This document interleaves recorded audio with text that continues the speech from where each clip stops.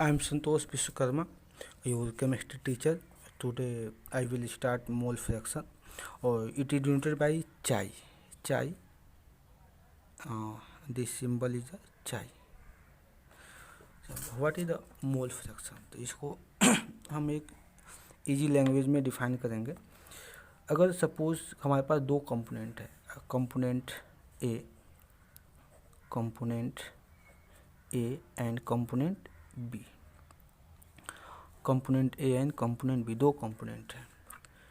एक इसमें सॉल्यूट भी हो सकता है, एक इसमें सॉल्वेंट भी हो सकता है. जिसकी अमाउंट ज़्यादा होगी वो सॉल्वेंट और जिसकी कम होगी वो सॉल्यूट.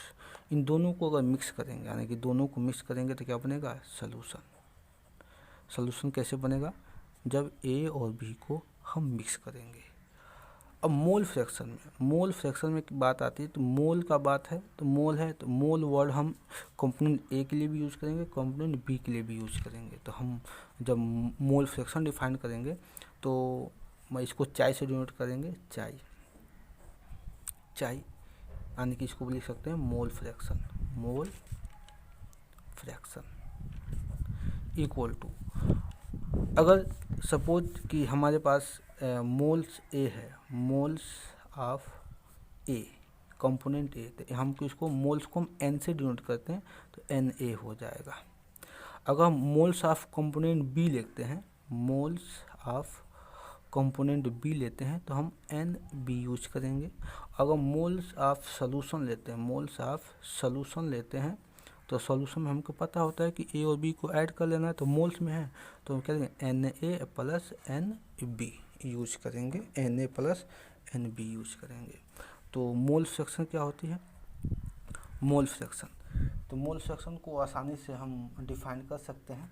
मोल फ्रैक्शन ये बहुत ईजीली होता है कि इसको डिफाइन कर सकते हैं कि mole fraction the number of moles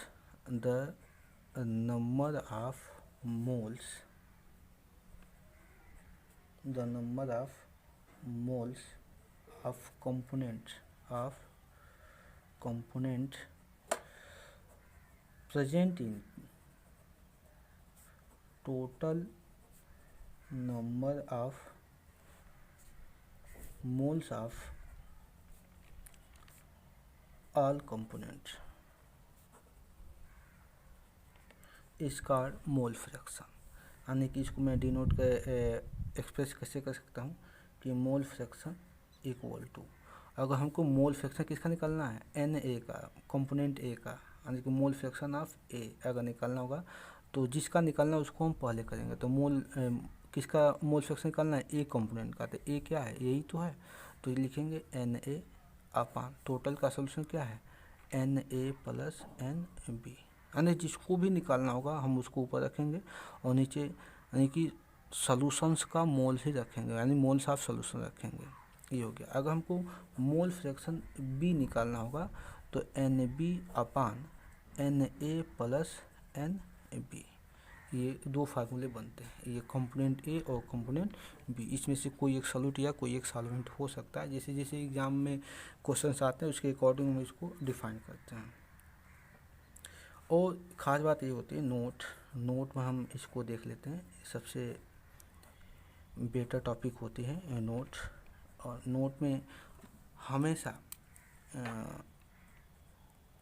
ये पता होना चाहिए कि मोल फ्रैक्शन ए, अगर दो कंपोनेंट है किसी सॉल्यूशन में, दो कंपोनेंट है ए और बी, तो मोल फ्रैक्शन ए और मोल फ्रैक्शन बी अगर दोनों को प्लस करेंगे तो इसकी वैल्यू हमेशा ऑलवेज 1 आना चाहिए.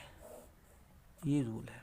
अगर 1 नहीं आता है तो क्वेश्चंस शायद हमारे लोगों का सॉल्यूशन क्या है? गलत है.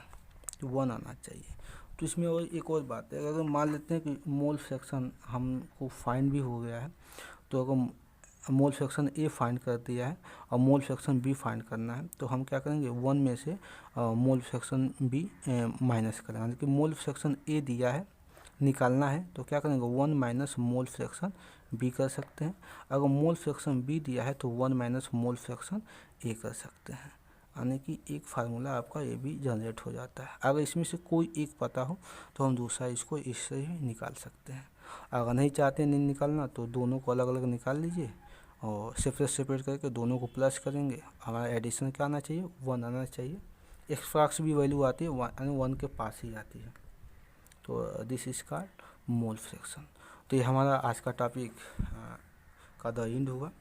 और ये सारे टॉपिक्स हम क्लास 11th में पढ़ चुके हैं, और इसके बाद जो भी टॉपिक पढ़ेंगे वो क्लास 12th में बहुत ही ज़्यादा इम्पोर्टेंट है। तो हमारा नेक्स्ट टॉपिक होगा कोलिगेटिव